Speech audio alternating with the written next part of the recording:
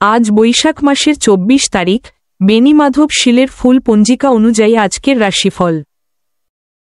মেষ, গলার কষ্ট বা স্বরভঙ্গ হতে পারে, গলায় সুরক্ষা রাখো। বৃষ, ব্যবসায় নতুন সুযোগ বা সম্প্রসারণের ইঙ্গিত রয়েছে।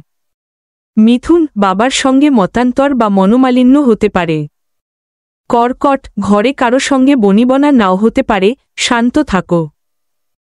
সিংহ, সম্মানহানির সম্ভাবনা আছে, আচরণে সতর্ক রাখো। কন্যা, পারিবারিক শাস্তি বা অভিভাবকের রাগে পড়তে পারো।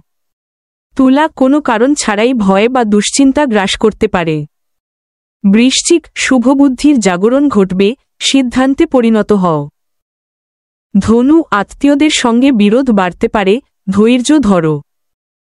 মকর, প্রতিবেশীর সঙ্গে ঝামেলার আশঙ্কা, সহনশীল হও। কুম্ভ, চুরি বা কোনো ধরনের ক্ষতির সম্ভাবনা, সতর্ক থাকো। মীন, আয়ের নতুন পথ খুলে যেতে পারে, সুযোগ কাজে লাগাও।